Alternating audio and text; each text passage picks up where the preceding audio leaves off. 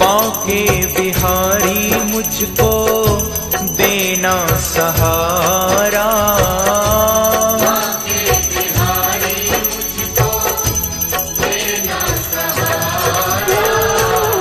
कहीं छूट जाए ना दामन तुम्हारा।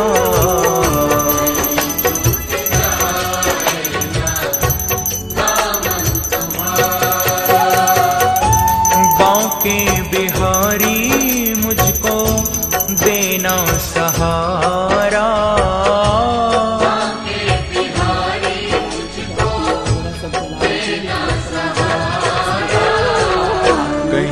एक हाथ में एक फूल लेकर और जल लेकर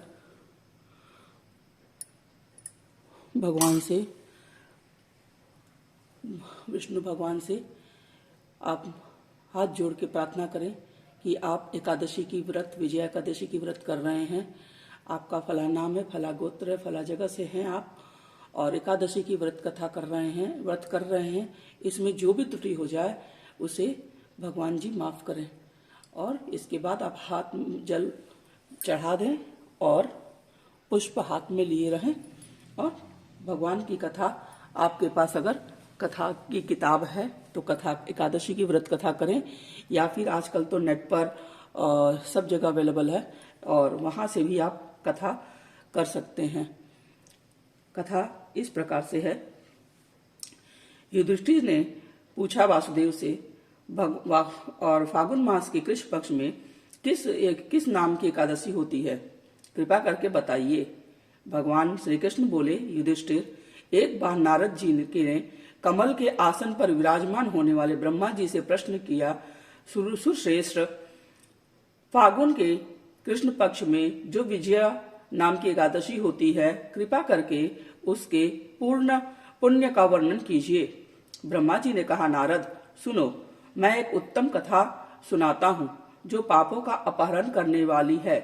यह व्रत बहुत ही प्राचीन, पवित्र और पापनाशक है।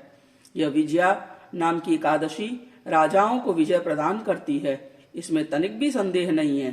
पूर्व काल की बात है, भगवान श्री रामचंद्र जी 14 वर्षों के लिए वन में गए और वहां पंचवटी में सीता तथा लक्ष्मण के साथ रहने लगे। वहां रहते समय रावण ने चपलतावश विजयात्मा श्री राम जी की तपस्विनी पत्नी सीता को हर लिया। उस दुख से श्री राम व्याकुल हो उठे।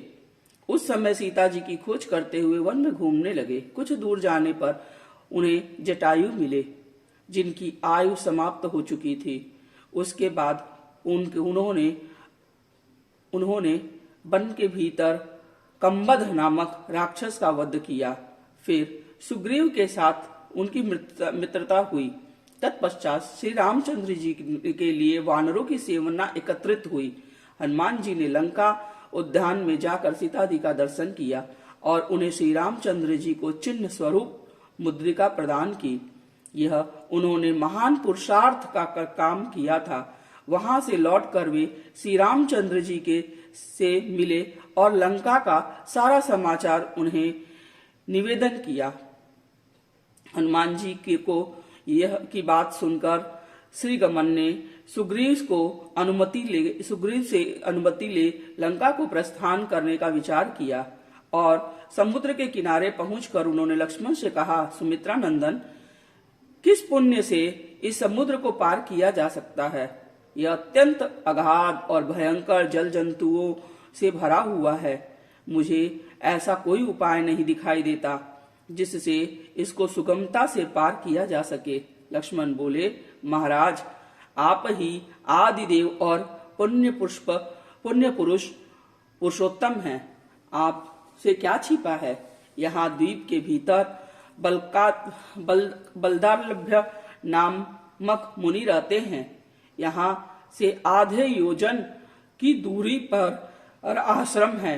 रघुनंदन, उन प्राचीन मुनीश्वर के पास जाकर उनसे उसका उपाय पूछिए। लक्ष्मण का अत्यंत सुंदर बात सुनकर श्री रामचंद्र जी महामुनि बगदालभ्य से मिलने के लिए पहुंचे। वहां पहुंचकर उन्होंने मस्तक झुकाकर मुनि को प्रणाम किया। मुनि उनको देखते ही पहचान गए और वे पुराण पुरुषोत्तम श्री राम हैं, जो कि किसी कारणवश मानव शरीर में अवतीर्ण हुए हैं।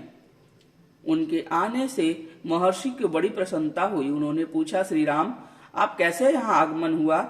श्री राम बोले, ब्राह्मण, आपकी कृपा से राक्षसों सहित लंका जीतने के लिए सेना के साथ समुद्र के किनारे आया हूँ। मुझे अब जिस प्रकार से समुद्र पार किया जा सकता है उसका उपाय बताने की कृपा करें। ऋषि ने कहा, श्री राम, फागुन के कृष्ण पक्ष में विजया नामक एकादशी होती है। उसका व्रत करने से आपको विजय की प्राप्ति होगी। निश्चय ही आप अपनी वानर सेना के साथ समुद्र को पार कर लेंगे। राजन, अब इस व्रत का फलदायक विधि सुनिए। दशमी का दिन आने पर एक कलश स्थापित करें। वह सोने, चांदी, तांबे अथवा मिट्टी का भी हो सकता है। उस कलश को में जल भरकर उसमें पल्लव डाल दे। उसके ऊपर भगवान नारायण की सुवर्णमय विग्रह का स्थापन करें। फिर एकादशी के दिन प्रातः काल स्नान करके कलश को पुनः स्थिरता पूर्वक स्थापित करें। माला, चंदन, सुपारी तथा नारियल आदि के द्वारा विशेष रूप से उसका पूजन करें। कलश के ऊपर सप्त धान्य और जौ रखें। गंध, धूप, दीप और भांति भांति के नैवेद्य से पूजन करें। कलश के सामने बैठकर वह सारा दिन उत्तम कथा वार्ता आदि के द्वारा व्यतीत करें तथा रात में भी जागरण करें। अखंड व्रत की सिद्धि के लिए घी का दीपक जलाएं। फिर द्वादशी के दिन सूर्योदय होने से उस कलश को किसी जलाशय के समीप, नदी के झरने और पोखरे के तट पर ले जाकर स्थापित करें और विधि पूर्वक पूजा करते हुए देव प्रतिमा सहित वह कलश को दिवेद वेदा ब्राह्मण के लिए दान कर दें। महाराज, कलश के साथ ही वे बड़े बड़े दान देने चाहिए। श्री राम, आप अपने युद्धपतियों के साथ इसी विधि पूर्वक व्रत करें। इससे आपकी विजय प्राप्ति होगी। ब्रह्मा जी कहते हैं, नारद यह सुनकर श्री रामचंद्र जी ने मुनि के कथा अनुसार उस समय विजया एकादशी का व्रत किया। वह व्रत के करने से श्री रामचंद्र जी को विजय की प्राप्ति हुई। उन्होंने संग्राम में रावण को मारा, लंका पर जीत पाई और सीता को प्राप्त किया। बेटा, जो मनुष्य इस विधि से व्रत करते हैं उसे लोक में विजय प्राप्त होती है और परलोक में अक्षय बना रहता है। ओम नमो भगवते वासुदेवाय।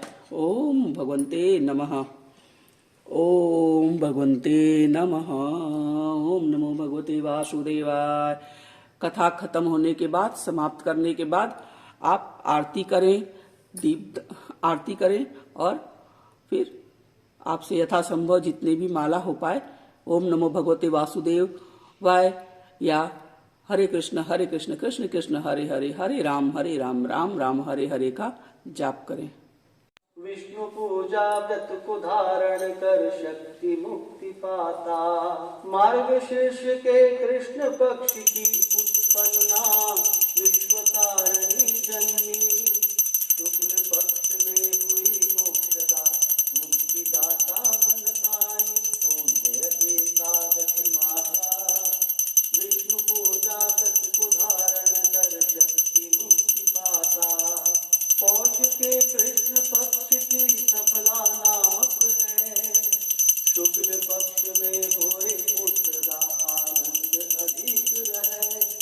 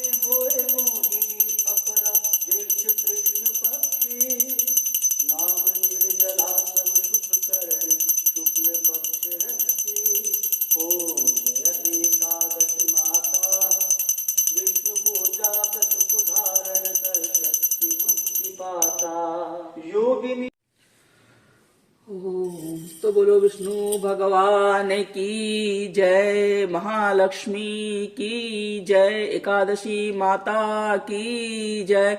हर हर महादेव।